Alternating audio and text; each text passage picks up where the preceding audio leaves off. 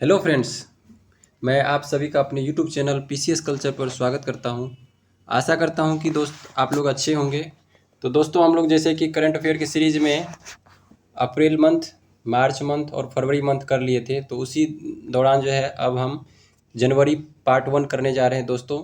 तो ये लंबा वीडियो होगा, आप लोग देखिएगा। जितने भी इम्पोर्टेंट क्वेश्चन है जनवरी मंथ के, हमने ट्राई किया है समाहित करने का। एक पार्ट और आएगा दोस्तों, तो ये जनवरी का पार्ट 1 होगा। तो चलिए दोस्तों, हम लोग स्टार्ट करते हैं। जनवरी के पार्ट 1 का पहला क्वेश्चन लेते हैं दोस्तों। सबसे पहला क्वेश्चन है, एकलव्य पुरस्कार 2022 जो है किसको दिया गया? तो पंकज अडवाणी जी को दिया गया है। दोस्तों पढ़ते जाएंगे और इसमें जो इम्पोर्टेंट रहेगा हम बताते जाएंगे, आप लोग जो है उसको मेंशन करते जाइएगा और लास्ट तक देखिएगा दोस्तों, क्योंकि लास्ट में हमने 3-4 पेज में काफ़ी ज़्यादा इंपॉर्टेंट जो है क्वेश्चन सब रखे हैं। तो सारे वैसे इंपॉर्टेंट है, लेकिन लास्ट वाले ज़्यादा इंपॉर्टेंट है। तो चलिए दोस्तों स्टार्ट करते हैं। जनवरी का पार्ट 1 का पहला क्वेश्चन लेते हैं। एकलव्य पुरस्कार 2022 जो है पंकज अडवाणी ने जीता है। तो एकलव्य पुरस्कार किसको दिया गया? पंकज अडवाणी को। फिर यूरो मुद्रा अपनाने वाला 20वां देश क्रोएशिया बना है।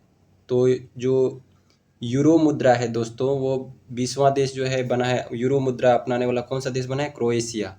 तो ये तो सबको पता है दोस्तों, लेकिन पूछा जाएगा, अगर पूछा जाए कि 19वां कौन सा था इससे पहले, तो लिथुआनिया। तो 19वां देश जो था यूरो मुद्रा अपनाने वाला, वो लिथुआनिया था। और अभी जो है यूरो मुद्रा अपनाने वाला 20वां देश क्रोएशिया बन गया। नेक्स्ट है, पुर्तगाल के फुटबॉलर क्रिस्टियानो रोनाल्डो ने मैनचेस्टर लीग की तरफ से वो खेलते थे, उसको छोड़ दिए। क्यों छोड़ दिए दोस्तों? इसमें मेन है कि जो एलन मस्क है, उन्होंने मैनचेस्टर को खरीद लिया। और एलन मस्क से क्रिस्टियानो रोनाल्डो का जो है पटता नहीं है, मतलब इन दोनों की बनती नहीं है।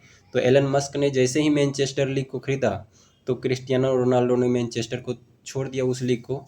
और फिर अब क्रिस्टियानो रोनाल्डो ने किस लीग से जुड़े हैं? अल नासर लीग से।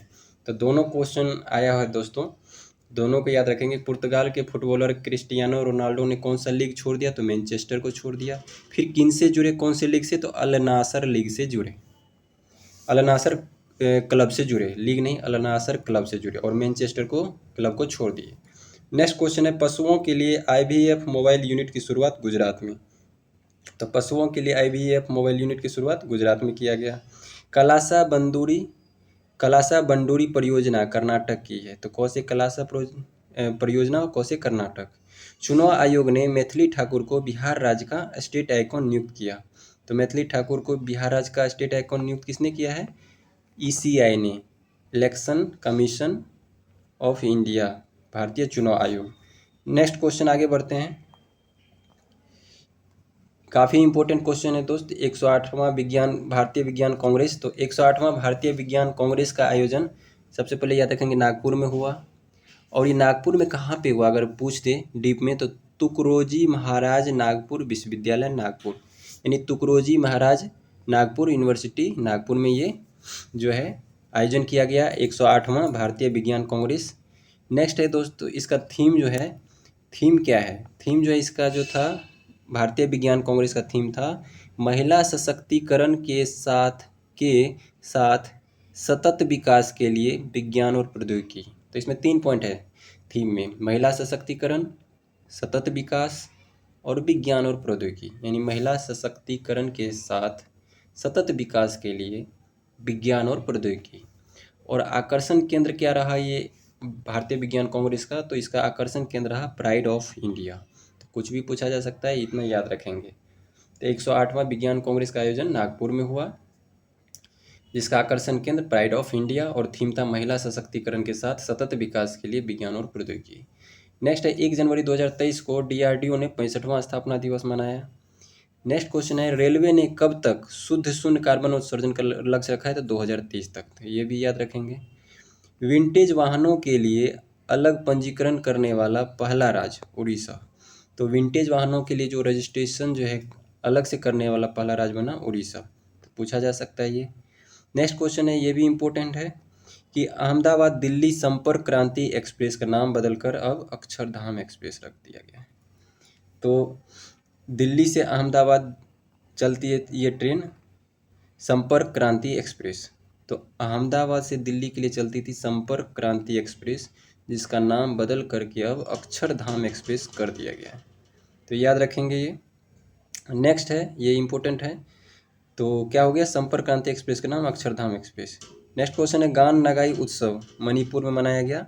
गान नगाई उत्सव मणिपुर में सब, ये एक रिपोर्ट है दोस्तों, याद रखेंगे, इम्पोर्टेंट है कि सबसे ज़्यादा बेरोजगारी जो है हरियाणा में देखा गया। मतलब जो एक रिपोर्ट के अनुसार देश में जो है बेरोजगारी का दर 8.3% है। तो भारत में बेरोजगारी दर 8.3% है और भारत में भी सबसे ज़्यादा बेरोजगारी उस रिपोर्ट में हरियाणा में राज्य में दिखाया गया है। मटिया बाग हवा महल कहाँ, असम में। मटिया बाग हवा महल का उद्घाटन असम में किया गया। नेक्स्ट क्वेश्चन जो है काफ़ी इम्पोर्टेंट है कि संविधान उद्यान का उद्घाटन राष्ट्रपति द्रौपदी मुर्मू द्वारा जयपुर में किया गया। तो क्वेश्चन पूछा जाएगा कि संविधान उद्यान का उद्घाटन जो है जयपुर में किसने किया, तो राष्ट्रपति महोदया द्रौपदी मुर्मू जी ने किया। तो नेक्स्ट क्वेश्चन है कि जयपुर फिल्म फेस्टिवल में लाइफ टाइम अचीवमेंट अवार्ड किसको मिला है, अपर्णा सेन को सॉरी। तो जयपुर फिल्म फेस्टिवल में life time achievement award Aparna Sen को मिला है। और 83वां अखिल भारतीय पीठासीन अधिकारी सम्मेलन का जो है आयोजन, यह शुरुआत जयपुर में हुआ है। तो यहाँ पे 3 क्वेश्चन है दोस्तों जो कि जयपुर से रिलेटेड है। तो मैंने एक जगह लिखा है, तो जयपुर में क्या याद रखेंगे, संविधान उद्यान का उद्घाटन राष्ट्रपति जी द्वारा। फिर नेक्स्ट है जयपुर फिल्म फेस्टिवल में life time achievement award Aparna Sen को मिला है। नेक्स्ट है 83वां अखिल भारतीय पीठासीन अधिकारी, जो भी पीठासीन अधिकारी उसका सम्मेलन जयपुर में किया गया। आगे बढ़ते हैं कि चीन के सहयोग से, ये भी VVI क्वेश्चन है दोस्तों, याद रखिएगा। चीन के सहयोग से पोखरा इंटरनेशनल एयरपोर्ट, कौन सा एयरपोर्ट, पोखरा इंटरनेशनल एयरपोर्ट का उद्घाटन नेपाल में किया गया। तो पोखरा इंटरनेशनल एयरपोर्ट कहाँ है, तो पोखरा इंटरनेशनल एयरपोर्ट कहाँ पे है, तो नेपाल में है और चीन के सहयोग से इसका उद्घाटन किया गया। नेक्स्ट क्वेश्चन है कि वॉल ऑफ पीस म्यूरल कहाँ पे है, केरल में। तो म्यूरल केरल। नेक्स्ट क्वेश्चन है कि राज्य खाद्य सुरक्षा योजना के तहत, ये भी इम्पोर्टेंट क्वेश्चन है दोस्तों, राज्य खाद्य सुरक्षा योजना के तहत उड़ीसा सरकार 1 वर्ष के लिए मुफ्त चावल प्रदान करेगी। तो कौन सा योजना है, योजना का नाम याद रखेंगे कि उड़ीसा सरकार का एक योजना है राज्य खाद्य सुरक्षा योजना। तो राज्य खाद्य सुरक्षा योजना के तहत उड़ीसा सरकार 1 वर्ष के लिए मुफ्त चावल प्रदान करेगी। नेक्स्ट क्वेश्चन है जल पर पहला अखिल भारतीय वार्षिक राज्य मंत्रियों का सम्मेलन भोपाल में आयोजित किया गया। ये जल पर बहुत सारा सम्मेलन हुआ है दोस्तों, तो इसको अलग अलग याद रखेंगे। तो ये जो याद रखिएगा, जल पर राज्य मंत्रियों का सम्मेलन भोपाल में। नेक्स्ट है तार के पत्तों का पांडुलिपि संग्रहालय, तार के पत्तों का पांडुलिपि संग्रहालय केरल में। ऐसे भी तार और की खेती केरल में होती है, तो ऐसे भी याद रख सकते, तार के पत्तों का पांडुलिपि संग्रहालय कहाँ खोला गया, केरल में पहली बार। नेक्स्ट है, ये भी इम्पोर्टेंट क्वेश्चन है कि जापान को पीछे छोड़कर वैश्विक स्तर पर भारत जो है तीसरा सबसे बड़ा ऑटो बाजार बन गया है। तो ऑटोमोबाइल सेक्टर में भारत कौन सा तीसरा सबसे बड़ा बाजार बन गया है, वैश्विक स्तर पर तीसरा नंबर पर आ गया। तो जापान को पीछे छोड़ दिया, अब जापान चौथे पे चला गया है। नेक्स्ट क्वेश्चन है कि पोलो प्रतिमा का उद्घाटन मणिपुर में अमित शाह जी द्वारा किया गया और यह 120 फीट ऊंची। तो इस टाइप का क्वेश्चन काफ़ी पूछा जाता है, BPSC में भी पूछा गया था। कुछ एयरपोर्ट का उद्घाटन या प्रतिमा जो भी है अनावरण होता है, तो इस टाइप के क्वेश्चन काफ़ी पूछे जाते हैं। तो याद रखेंगे कि पोलो प्रतिमा का उद्घाटन मणिपुर में किसके द्वारा, गृह मंत्री अमित शाह जी द्वारा, और यह 120 फीट ऊँची है। नेक्स्ट क्वेश्चन है जहाँ बंधन वहाँ ट्रस्ट अभियान किस बैंक का है, तो बंधन बैंक का। तो बंधन बैंक का तो पहचान जाएंगे ही, लेकिन पूछा जाएगा कि बंधन बैंक का कौन सा अभियान है। तो जहाँ बंधन वहाँ ट्रस्ट, जहाँ बंधन वहाँ कुछ चेंज करके दे देगा। तो याद रखिएगा जहाँ बंधन वहाँ ट्रस्ट अभियान बंधन बैंक का है। नेक्स्ट है कि 79वें ग्रैंड मास्टर प्रनेश M बन गए। तो 79वें ग्रैंड मास्टर कौन बन गए, प्रनेश। और 80वें जो है 80वें याद रखेंगे दोस्तों, 80वें विघ्नेश बन गए। कौन बन गए, 80वें ग्रैंड मास्टर हमारे विघ्नेश जी बन गए हैं, विघ्नेश। तो 79वें प्रनेश, 80वें विघ्नेश, याद रखेंगे। नेक्स्ट क्वेश्चन है जो कि काफ़ी इंपॉर्टेंट क्वेश्चन है, VVI क्वेश्चन, इसको टिक करेंगे दोस्तों। बिहार के एग्ज़ाम में पूछा जा सकता है बीपीएससी में कि 7 जनवरी 2023 को बिहार सरकार ने जाति सर्वेक्षण शुरू किया। तो जातिगत जनगणना बिहार सरकार ने शुरुआत किया है कब से? पहले तो डेट याद रखिए, 7 जनवरी 2023 से। और ये बिहार सरकार जो है जातिगत जनगणना कराने वाला जो बिहार तीसरा राज्य बन गया। इससे पहले 2 राज्य करवा चुका है जातिगत जनगणना। कौन कौन? कर्नाटक पहला राज्य है जिन्होंने की जातिगत जनगणना करवाया, इसके बाद राजस्थान दूसरा राज्य है और अब बिहार जो है तीसरा राज्य है। तो ये बिहार में जो जातिगत जनगणना हो रहा है 7 जनवरी 2023 से, ये 2 चरण में होगा। तो पहला चरण जो है वो 21 जनवरी तक था, वो कंप्लीट हो गया है और दूसरा चरण जो है दोस्तों अभी चल रहा है 1 अप्रैल से 30 अप्रैल तक चलेगा। तो आगे बढ़ते हैं, नेक्स्ट क्वेश्चन है, तो याद रखिएगा ये बीपीएससी के लिए इम्पोर्टेंट हो जाता है।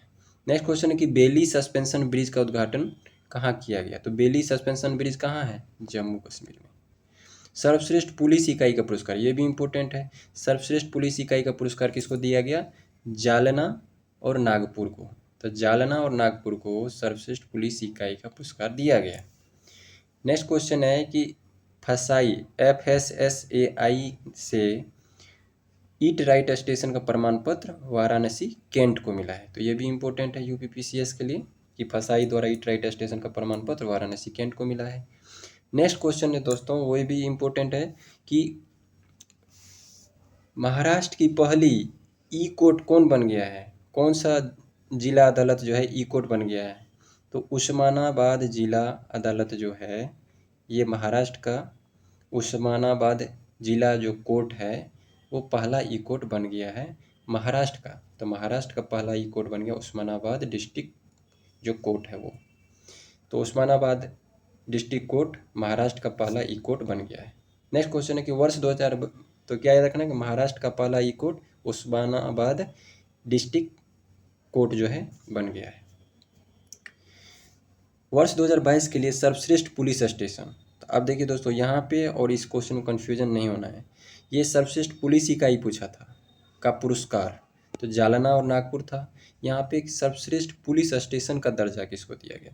तो सर्वश्रेष्ठ पुलिस स्टेशन जो है एक ही होगा, कौन सा? अस्का पुलिस थाना, इसका नाम है अस्का पुलिस स्टेशन। कहाँ पड़ता है ये? गंजाम जिला उड़ीसा में, यानी उड़ीसा राज्य के गंजाम जिला के अस्का पुलिस स्टेशन को सर्वश्रेष्ठ पुलिस स्टेशन जो है घोषित किया गया है वर्ष 2022 के लिए, ये याद रखेंगे। आगे बढ़ते हैं, फिर से बीबीए क्वेश्चन है दोस्तों, याद रखेंगे सारे इंपॉर्टेंट क्वेश्चन है जनवरी के लिए जो कि आगामी यूपीपीसीएस और बिहार के लिए काफ़ी इंपॉर्टेंट है जो आगामी एग्जाम होने वाला है। तो इंदौर में आयोजित प्रवासी भारतीय सम्मेलन 2023 के मुख्य अतिथि कौन थे? तो गुयाना के राष्ट्रपति मोहम्मद इरफान अली जी थे। तो सबसे पहले ये क्वेश्चन पूछा जाएगा कि प्रवासी भारतीय सम्मेलन जो मनाया गया कहाँ मनाया गया? तो इंदौर में। इंदौर में मनाया गया, वहाँ के मुख्य अतिथि कौन थे प्रवासी भारतीय सम्मेलन के? तो गुयाना के राष्ट्रपति जी आए थे मुख्य अतिथि के रूप में, इरफान अली जी। थीम क्या था इस बार का? थीम था इस बार का प्रवासी भारतीय सम्मेलन का डायस्पोरा अमृतकाल में भारत की प्रगति के लिए विश्वसनीय भागीदार। तो क्या है थीम दोस्तों? थीम याद रखेंगे, डायस्पोरा अमृतकाल में भारत की प्रगति के लिए विश्वसनीय भागीदार। और इसी में एक और याद रखेंगे कि प्रवासी भारतीय सम्मान पुरस्कार इस बार किसको मिला है? थिरू एस नदेसन, यानी प्रवासी भारतीय सम्मान पुरस्कार नदेसन जी को मिला है, थिरू एस नदेसन। तो इतना पॉइंट जो है हम लोग प्रवासी भारतीय सम्मेलन और प्रवासी भारतीय सम्मान पुरस्कार से याद रखेंगे। नेक्स्ट है कि ओडिशा का जागा मिशन दूसरी बार यूएन हैबिटाट अवार्ड जीता है। तो फिर भी यह क्वेश्चन है दोस्तों कि याद रखेंगे इसको, उड़ीसा का जो कौन सा मिशन है? जागा मिशन, ये दूसरी बार यूएन हैबिटाट अवार्ड जीता है। नेक्स्ट है पतंगराव कदम पुरस्कार अदार पूनावाला को दिया गया है। पतंगराव कदम पुरस्कार किसको दिया गया है? अदार पूनावाला को दिया गया है। नेक्स्ट है पहला पूरी तरह से डिजिटल बैंकिंग वाला राज्य बन गया केरल। नेक्स्ट क्वेश्चन है डीआरडीओ ने उड़ीसा में कम दूरी की बैलिस्टिक मिसाइल पृथ्वी-2 का सफल परीक्षण किया है। तो क्वेश्चन यही पूछा जाएगा कि पृथ्वी-2 मिसाइल का परीक्षण किसने किया? इसरो ने, डीआरडीओ ने, नासा ने, किसने किया? तो पृथ्वी-2 मिसाइल का सफल परीक्षण डीआरडीओ ने किया। कहाँ से किया? तो उड़ीसा से किया। पूछा जाएगा वो पृथ्वी-2 किस टाइप का मिसाइल है? तो बैलिस्टिक मिसाइल है। इतना याद रखेंगे दोस्तों। इम्पोर्टेंट है, याद रखना है। नेक्स्ट है कि एक्सिस बैंक ने मैक्स लाइफ में कितने % हिस्सेदारी बढ़ाने के लिए समझौता किया है? तो 7%। तो एक्सिस बैंक ने मैक्स लाइफ में कितने % हिस्सेदारी बढ़ाने के लिए समझौता किया है? तो 7%।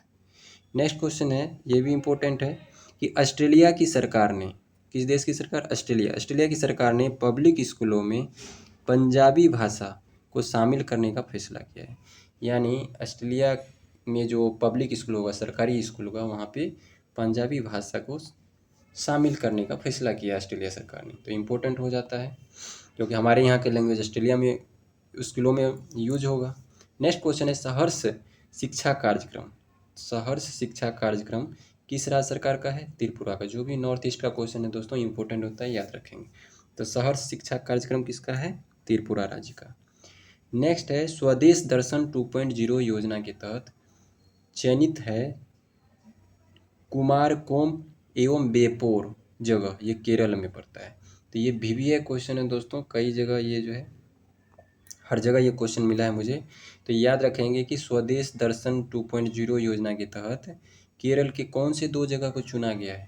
एक तो कुमारकोम और दूसरा बेपोर। क्या है दोस्तों? ये बेपोर लिखा हूँ मैं, ठीक है, बेपोर। तो कुमारकोम और बेपोर जो केरल का है, उसको स्वदेश दर्शन 2.0 योजना के तहत जो है चुना गया है, केरल के 2 जगह को, कुमारकोम और बेपोर को। नेक्स्ट क्वेश्चन है, बाजरा से रिलेटेड 2 क्वेश्चन है, कन्फ्यूजन नहीं होना है दोस्तों। बाजरा उत्सव कहाँ मनाया? गांधीनगर में। और बाजरा पर अंतर्राष्ट्रीय मेला बेंगलुरु में। तो बाजरा से रिलेटेड 2 है, एक तो गांधीनगर, एक बेंगलुरु। तो जब पूछा जाएगा कि बाजरा पर अंतर्राष्ट्रीय मेला, मेला पूछेगा तो बेंगलोर चले जाएंगे, और बाजरा पे उत्सव तो गांधीनगर, याद रखेंगे। नेक्स्ट है, ये भी VBA क्वेश्चन है कि 1 अप्रैल 2023 से पेट्रोल में 20% इथेनॉल मिलाने की घोषणा पेट्रोल मंत्रालय द्वारा की गई है। ये जो हम लोग 20% इथेनॉल मिलाने का लक्ष्य रखे हैं दोस्तों, ये हम लोग रखे थे 2030 तक पहले, फिर अभी जो है, तो दोस्तों हम लोग बात कर रहे थे कि 1 अप्रैल 2023 से पेट्रोल में 20% इथेनॉल मिलाने की घोषणा पेट्रोल मंत्रालय द्वारा किया गया है। हाँ, बात ये कर रहे थे दोस्तों कि पेट्रोल जो है में 20% इथेनॉल मिलाने का लक्ष्य जो है पहले 2030 रखा गया था, बाद में अभी जो है इस लक्ष्य को 2025 तक के लिए कर दिया है। तो 2025 तक में हम लोग जो है पेट्रोल में 20% इथेनॉल मिलाना शुरू कर देंगे 100% भारत में हर जगह। तो वो 2025 तक जो 20% इथेनॉल मिलाएंगे, तो शुरुआत किस डेट से हुआ है? तो 1 अप्रैल 2023 से। तो ये याद रखेंगे कि यह जो शुरुआत हुआ है 1 अप्रैल 2023 से पेट्रोल में 20% इथेनॉल मिलाने का घोषणा किया गया और शुरुआत होगा, ठीक है। नेक्स्ट क्वेश्चन है कि PM मोदी ने वाराणसी से, ये भी इंपॉर्टेंट क्वेश्चन है दोस्तों, PM मोदी ने वाराणसी से डिब्रूगढ़ के बीच सबसे लंबे क्रूज गंगा विलास को लॉन्च किया। तो कहाँ से कहाँ तक? वाराणसी से डिब्रूगढ़, वाराणसी UP से डिब्रूगढ़ असम तक जो है सबसे लंबे क्रूज को लॉन्च किया, जिसका नाम है गंगा विलास। किसने इसका किसने लॉन्च किया? तो हमारे प्राइम मिनिस्टर मोदी जी ने। नेक्स्ट क्वेश्चन है दोस्तों, तो ये याद रखिएगा, गंगा विलास। नेक्स्ट है, सारंग छात्र उत्सव किस IIT के द्वारा मनाया गया? तो IIT मद्रास। तो सारंग छात्र उत्सव IIT मद्रास। नेक्स्ट क्वेश्चन है कि ऑनलाइन गेमिंग में भारत का पहला उत्कृष्टता केंद्र कहाँ खुला है? शिलांग, मेघालय में। तो ऑनलाइन गेमिंग में भारत का पहला उत्कृष्टता केंद्र मेघालय के शिलांग में। आगे बढ़ते हैं। नेक्स्ट क्वेश्चन है कि फलक मुमताज ने SK चैंपियनशिप में स्वर्ण पदक जीता है।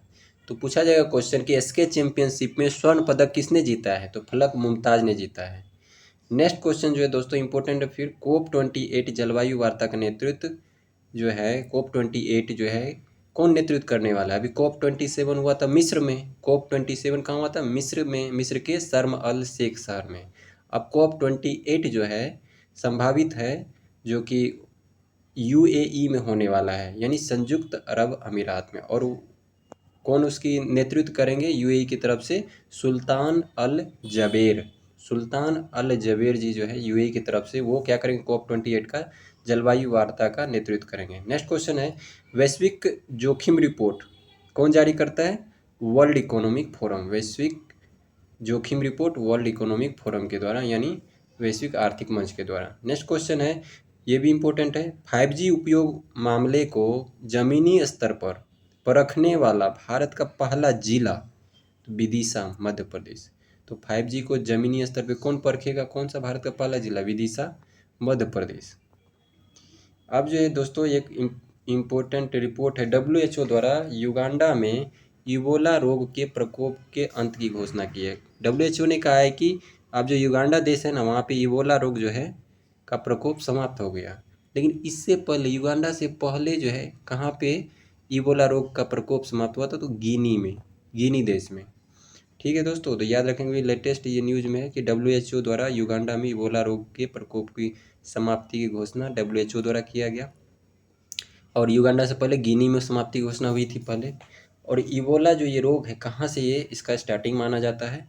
तो इसका स्टार्टिंग जो माना जाता है, इबोला नदी के पास 1976 में डेमोक्रेटिक रिपब्लिक कांगो में पहली बार खोजा गया। तो इसका जो इबोला रोग का शुरुआत DRC कांगो देश से होता है 1976 में, इबोला नदी के पास से। नेक्स्ट है, 2500 इलेक्ट्रिक व्हीकल चार्जिंग पॉइंट जो है पूरे भारत में किसके द्वारा, किस कंपनी के द्वारा लगाया जाएगा? तो टाटा पावर के द्वारा। तो 2500 इलेक्ट्रिक व्हीकल चार्जिंग पॉइंट जो है कौन लगाने वाला है? टाटा पावर लगाने वाला है।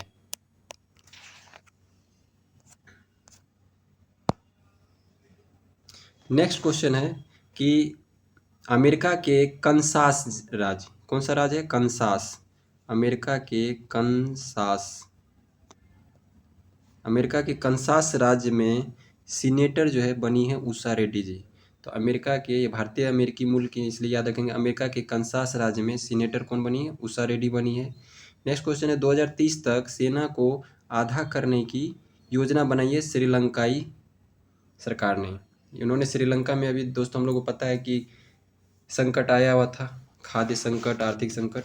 तो श्रीलंका ने क्या योजना बनाई कि 2030 तक जो है आधा जो है सेना को आधा कर दिया जाएगा, मतलब आधे सेना को हटा दिया जाएगा। तो सेना को आधे कर दिया जाएगा क्योंकि उसके पास वित्तीय स्थिति अभी कमज़ोर है। नेक्स्ट श्रीलंका का ही नेक्स्ट क्वेश्चन है जो कि काफ़ी वीवीआई क्वेश्चन है।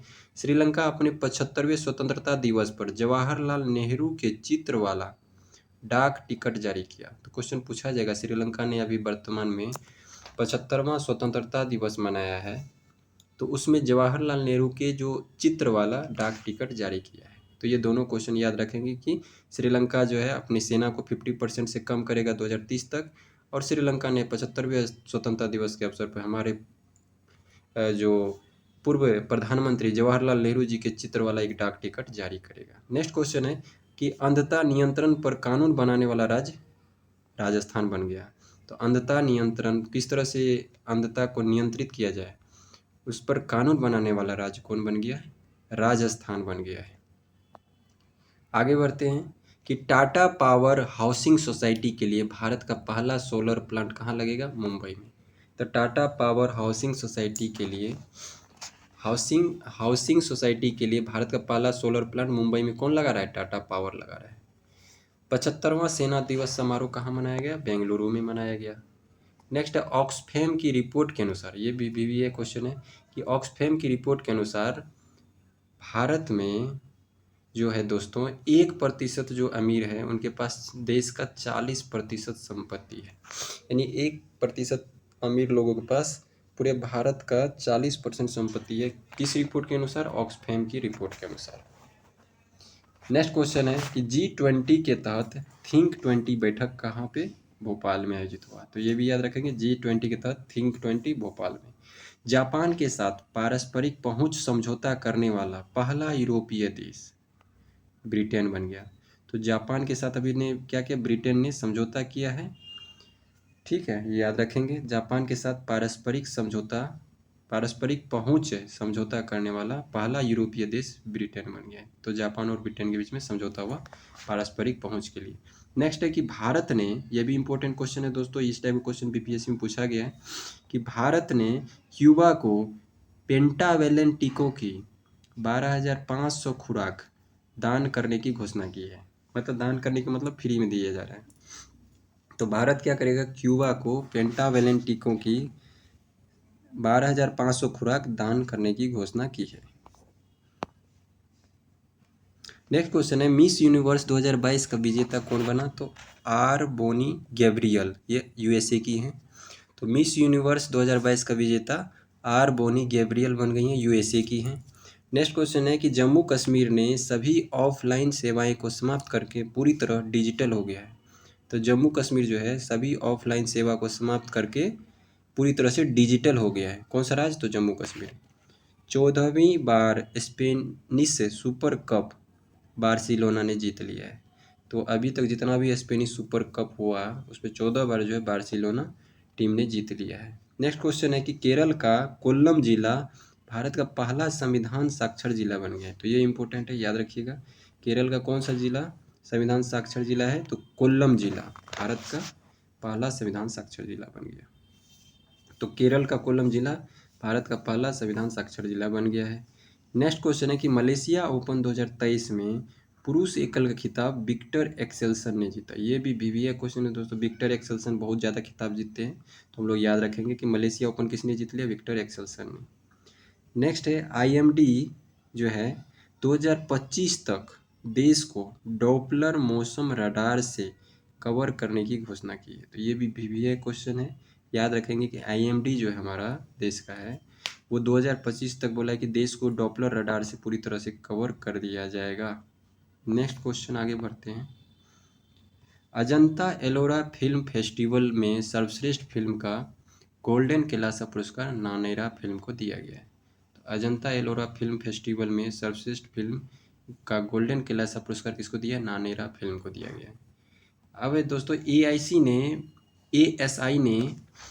एएसआई ने बिहार में 1200 साल पुराने 2 लघु स्तूपों की खोज की है। तो बिहार में 2 लघु स्तूप का खोज हुआ है जो कि 1200 साल पुराना है, पूछा जा सकता है बीपीएससी में। नेक्स्ट क्वेश्चन है कि मास्टर कार्ड ने भारत में गर्ल्स फॉर टेक स्टेम, क्या है दोस्तों? गर्ल्स फॉर टेक स्टेम, ये याद रखेंगे कि मास्टर कार्ड ने भारत में गर्ल्स फॉर टेक स्टेम पहल के दूसरे चरण की शुरुआत की।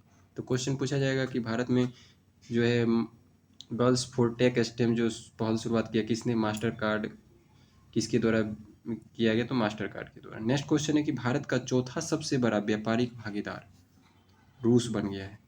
तो याद रखेंगे कि व्यापारिक भागीदार में चौथा जो है सबसे बड़ा व्यापारिक भागीदार कौन बन गया है? रूस बन गया है। नेक्स्ट क्वेश्चन है कि भारत का पहला 3x platform wind turbine generator Karnataka में स्थापित किया गया।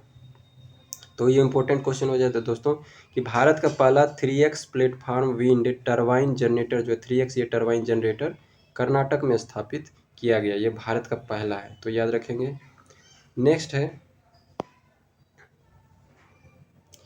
बेस्ट स्मॉल बैंक अवार्ड 2022 किसने जीता? बेस्ट स्मॉल बैंक, छोटा बैंक का अवार्ड किसने जीता? तमिलनाडु का मर्केंटाइल बैंक। तमिलनाडु का मर्केंटाइल बैंक जो है बेस्ट स्मॉल बैंक अवार्ड 2022 जीत लिया है। नेक्स्ट क्वेश्चन है कि वनडे इंटरनेशनल क्रिकेट में दोहरा शतक लगाने वाला सबसे युवा क्रिकेटर शुभम गिल और सबसे तेज दोहरा शतक लगाने वाला वनडे क्रिकेट में ईशान किशन।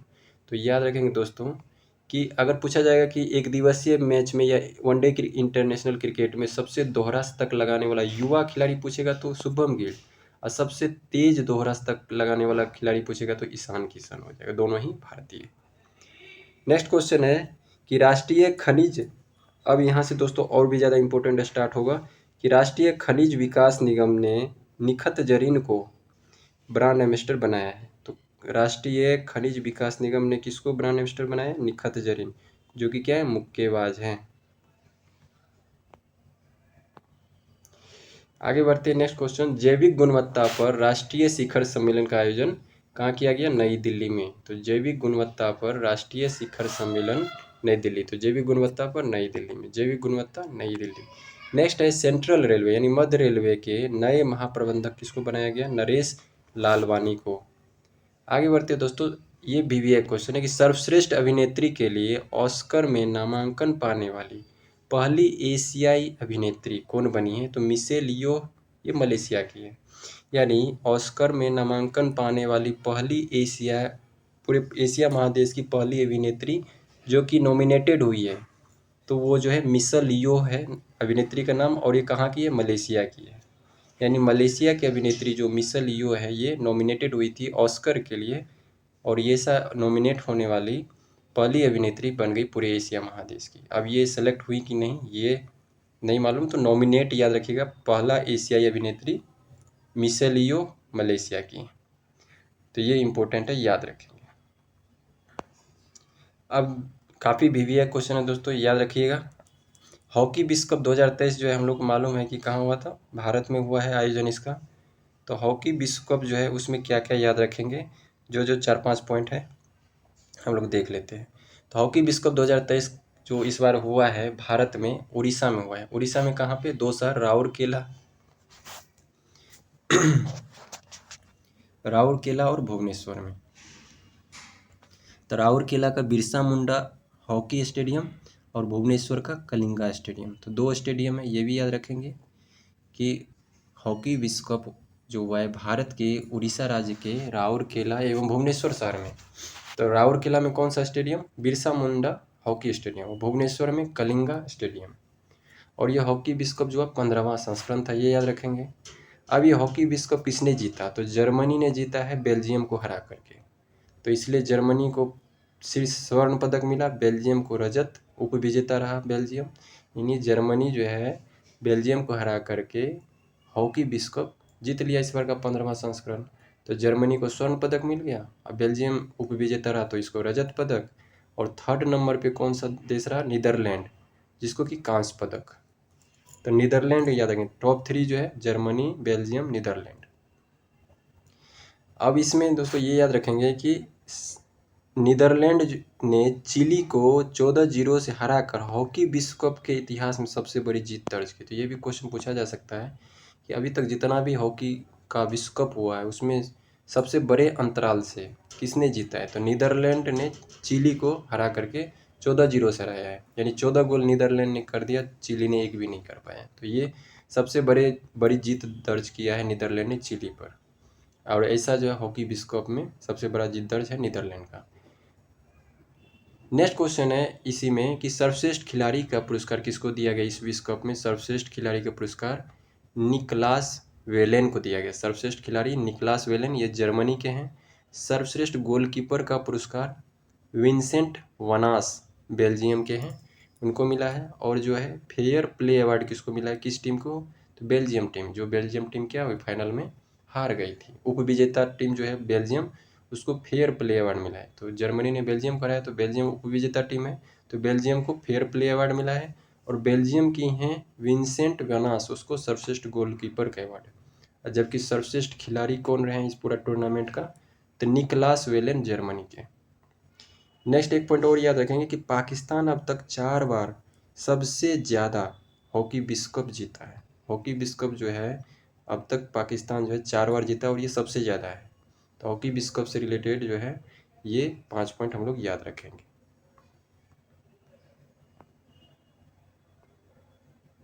तो हॉकी विश्व कप में हम लोग क्या क्या याद रखेंगे दोस्तों? 15वां संस्करण उड़ीसा के राउरकेला भुवनेश्वर में, जर्मनी ने बेल्जियम को हराकर जीत लिया, जर्मनी जीत गया।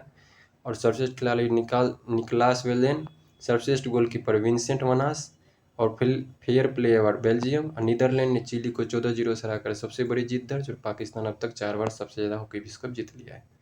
आगे बढ़ते हैं। नेक्स्ट क्वेश्चन है कि दक्षिण अफ्रीका में खेले गए अंडर-19 महिला T20 विश्व कप। तो अंडर-19 महिला T20 विश्व कप 2023 जो है कहाँ आयोजित हुआ? पहले याद रखेंगे दक्षिण अफ्रीका में। और इसमें भारत ने इंग्लैंड को हराकर वर्ल्ड कप जीता। और भारतीय कप्तान थी शेफाली वर्मा, और इंग्लैंड की कप्तान जो है वो ग्रेस स्क्रीवेंस को प्लेयर ऑफ द टूर्नामेंट चुना गया। तो ये सारा पॉइंट इंपॉर्टेंट है दोस्तों, याद रखेंगे। अंडर-19 महिला T20 विश्व कप जो है 2023 कहाँ आयोजित हुआ? दक्षिण अफ्रीका में, जिसमें भारत ने इंग्लैंड को हरा करके ये विश्व कप भारत ने जीत लिया है। और भारत की कप्तान थी अंडर-19 टीम की, कौन थी कप्तान? शेफाली वर्मा। और टूर्नामेंट ऑफ द ये जो है टूर्नामेंट अवार्ड जो मिला है प्लेयर ऑफ द टूर्नामेंट किसको मिला है? ग्रेस स्क्रीवेंस, ये इंग्लैंड की कप्तान है। तो इंग्लैंड के कप्तान को पूरे ये T20 जो अंडर 19 महिला T20 वर्ल्ड कप हुआ उसमें प्लेयर ऑफ द टूर्नामेंट सबसे अच्छा खेलने के लिए इंग्लैंड के कप्तान ग्रेस स्क्रीवेंस को प्लेयर ऑफ द टूर्नामेंट चुना गया। और ये याद रखेंगे अंडर 19 महिला T20 विश्व कप भारत ने जीत लिया इंग्लैंड को हराकर। नेक्स्ट है विश्व विश्व ब्लिट्ज शतरंज चैंपियनशिप अलमाटी कजाकिस्तान में आयोजित किया गया। तो विश्व ब्लिट्ज शतरंज चैंपियनशिप कहाँ आयोजित किया गया? कजाकिस्तान अलमाटी में। और इसमें मैग्नस कार्लसन ने पुरुष वर्ग में जीत हासिल की, ये भी इम्पोर्टेंट है, याद रखेंगे। नेक्स्ट है कि भारत ने श्रीलंका को 317 रन से हराया था, जो कि अभी तक एक दिवसीय क्रिकेट में सबसे ज़्यादा रनों से हराने का ये रिकॉर्ड है, जो भारत ने श्रीलंका को हराया था। और ये कहाँ हुआ था मैच? तिरुवनंतपुरम केरल में। तो ये भी याद रखेंगे। जैसे अभी याद रखें तो हॉकी विश्व कप में नीदरलैंड ने हराया था चिली को सबसे ज़्यादा अंतराल से, रिकॉर्ड हो गया। उसी तरह से भारत ने भी श्रीलंका को 317 रन से हराया, जो कि एक दिवसीय क्रिकेट में सबसे ज़्यादा रिकॉर्ड जीत दर्ज है अंतराल से। 317 रन से हराना बहुत बड़ा अंतराल है, सबसे ज़्यादा। नेक्स्ट है कि ICC T20 क्रिकेट जो क्रिकेटर का अवार्ड पुरुष में मिला है सूर्य कुमार यादव को मिला है। सेम उसी तरह से ICC T20 क्रिकेटर महिला में तहलिया मैकग्राथ को मिला है, तहलिया मैकग्राथ को मिला है। और ये कहाँ की? ऑस्ट्रेलिया की हैं, ये भी याद रख सकते हैं, ठीक है। ऐसे भी हम लोग मालूम है दोस्तों कि ग्लेन मैकग्रा जो थे ऑस्ट्रेलिया के, तो मैकग्राथ जो है सरनेम ऑस्ट्रेलिया में ही है, तो तहलिया। तो हम लोग याद रखेंगे ICC T20 क्रिकेटर जो है पुरुष में सूर्य कुमार यादव जो भारत के, उसको मिला है। महिला में तहलिया मैकग्राथ को मिला है। नेक्स्ट है फार्मूला ई वर्ल्ड चैंपियनशिप रेस जो है इसका सीजन 9 का आयोजन हैदराबाद में किया जाएगा, तेलंगाना में। इस चैंपियनशिप का मुख्य आकर्षण क्या है? द जेन 3। तो ये याद रखेंगे दोस्तों कि फार्मूला ई वर्ल्ड चैंपियनशिप रेस जो होगा हैदराबाद में, उसका जो मुख्य आकर्षण द जेन 3 है। द जेन 3 क्या है दोस्तों? तब फार्मूला ई वर्ल्ड चैंपियनशिप रेस है तो इसमें कार और की बात होती है, तो द जेन 3 जो मुख्य आकर्षण वो क्या है? द जेन 3 इलेक्ट्रिक कार है जो दुनिया की सबसे तेज, सबसे हल्की, सबसे शक्तिशाली और सबसे कुशल इलेक्ट्रिक रेस कार है। तो याद रखेंगे कि फार्मूला ई वर्ल्ड चैंपियनशिप रेस का सीजन 9 का आयोजन हैदराबाद में होगा, तेलंगाना में। और इसका मुख्य आकर्षण द जेन 3 कार है, ठीक है। आगे बढ़ते, तेलंगाना की पहली महिला मुख्य सचिव ए शांति कुमारी बन गई। इसको भी याद रख सकते हैं कि तेलंगाना की पहली महिला मुख्य सचिव ए शांति कुमारी बन गई हैं। हर्बा लाइफ न्यूट्रिशन इंडिया का नया ब्रांड एम्बेसडर स्मृति मंदाना को बनाया गया है। तो ये भी इम्पोर्टेंट है कि हर्बा लाइफ न्यूट्रिशन इंडिया का ब्रांड एम्बेसडर किसको बनाया गया? तो स्मृति मंदाना को बनाया गया, जो कि महिला क्रिकेट टीम के खिलाड़ी हैं। नेक्स्ट है कोलंबिया विश्वविद्यालय में पहली बार महिला अध्यक्ष मिनोचे को मिला है, यानी कोलंबिया विश्वविद्यालय में पहली बार महिला अध्यक्ष बनी है मिनोचे। नेक्स्ट क्वेश्चन है, आगे बढ़ते हैं। ये भी काफ़ी इंपॉर्टेंट क्वेश्चन है दोस्तों। जल शक्ति मंत्रालय ने जल पर राज्य मंत्रियों के पहले अखिल भारतीय वार्षिक सम्मेलन का आयोजन भोपाल में किया। हम लोग पढ़े थे कि जल पर जो है राज्य मंत्रियों का बैठक भोपाल में हुआ था, पहले भी पढ़ चुके हैं। इसका थोड़ा डिटेलिंग में हम लोग पढ़ेंगे। तो जल शक्ति मंत्रालय ही करेगा जल पर राज्य मंत्रियों का बैठक, जो अखिल भारतीय वार्षिक सम्मेलन का आयोजन भोपाल में हुआ। ये जल पर राज्य मंत्रियों के पहले अखिल भारतीय वार्षिक सम्मेलन हुआ भोपाल में, उसका विषय था यानी थीम था वाटर विजन @ 2047। क्या था? Water vision @ 2047। तो कहीं कहीं ये भी क्वेश्चन रहता है कि वाटर विजन @ 2047 कहाँ पे? तो मध्य प्रदेश में, यानी भोपाल में। अब उद्देश्य क्या था? ये जो जल पर राज्य मंत्रियों का पहला भारतीय वार्षिक सम्मेलन हुआ, इसका उद्देश्य क्या है कि राज्यों के विभिन्न जल हितधारकों से इंडिया @ 2047 और 5P के लिए विचार प्राप्त करना। अब ये पूछा जा सकता है कि 5P का विचार जो है, जो सम्मेलन में हुआ जल सम्मेलन में, तो 5P क्या है? तो P for political will, P for public financing, P का मतलब पार्टनरशिप, और P जो है पब्लिक पार्टिसिपेशन, और P मतलब परसुएशन फॉर सस्टेनेबिलिटी। तो पांचों P का मतलब याद रखेंगे। उद्देश्य जो है इस अखिल भारतीय जल सम्मेलन का क्या है दोस्तों? कि इंडिया @2047 और 5P के लिए विचार प्राप्त करना। और ये 5P का मतलब अभी हम लोग याद किए। P मतलब पॉलिटिकल विल, नेक्स्ट P का मतलब public financing, next P partnership, फिर पब्लिक पार्टिसिपेशन, और फिर P मतलब persuasion for sustainability. Next question है कि वॉइस ऑफ ग्लोबल साउथ शिखर सम्मेलन नई दिल्ली में आयोजित हुआ। ये भी BBA क्वेश्चन है, याद रखेंगे कि वॉइस ऑफ ग्लोबल साउथ शिखर सम्मेलन का आयोजन कहाँ हुआ, नई दिल्ली में। और विषय इसका क्या था, unity of voice, unity of purpose, अर्थात आवाज़ और उद्देश्य की एकता। तो ये भी याद रखेंगे। ये ग्लोबल साउथ शिखर सम्मेलन जो हुआ, ग्लोबल साउथ किसको बोलते हैं दोस्तों, तो जितना भी ये आपका, ये देखिएगा उत्तर अमेरिका है, इधर दक्षिण अमेरिका है, यूरोप है, इधर इधर एशिया है, यहाँ पे अफ्रीका हो गया, इधर दक्षिण एशिया में भारत हो गया हमारा, और इधर जो है हमारा, तो इसमें जो भी है ऊपर की ये डेवलप है, और जो नीचे वाले जो महाद्वीप द्वीप हैं, जैसे कि ये दक्षिण अमेरिका, अफ्रीका, कुछ एशिया के नीचे वाले और ऑस्ट्रेलिया, ये सभी जो है नीचे वाले को ग्लोबल साउथ देश बोला जाता है, जो कि विकासशील देश या अविकसित देश है। और ये ऊपर वाले को डेवलप कंट्री बोला जाता है। तो जो नीचे वाले जो महाद्वीप हैं हमारे, दक्षिण अमेरिका, दक्षिण अमेरिका, अफ्रीका और ऑस्ट्रेलिया और दक्षिण एशियाई देश सब, पूर्वी एशियाई देश सब, इनको जो है दोस्तों हम लोग क्या बोलते हैं, ग्लोबल साउथ देश। तो उसी का वॉइस ऑफ ग्लोबल साउथ शिखर सम्मेलन नई दिल्ली में आयोजित हुआ, जिसका विषय था unity of voice, unity of purpose, अर्थात आवाज़ और उद्देश्य की एकता। नेक्स्ट क्वेश्चन है, ये भी काफ़ी इंपॉर्टेंट क्वेश्चन है दोस्तों, याद रखेंगे कि 17वां प्रवासी भारतीय दिवस सम्मेलन जो है कहाँ पे मनाया गया, तो इंदौर में मनाया गया, मध्य प्रदेश। मोदी जी ने इसका उद्घाटन किया और राष्ट्रपति मुर्मू ने सम्मेलन के समापन सत्र की अध्यक्षता की तथा प्रवासी भारतीय सम्मान प्रदान किया। तो जहां उद्घाटन हमारे प्राइम मिनिस्टर ने किया, वहीं समापन सत्र का अध्यक्षता किसने किया, राष्ट्रपति जी ने, तथा प्रवासी भारतीय सम्मान भी प्रदान किया राष्ट्रपति ने।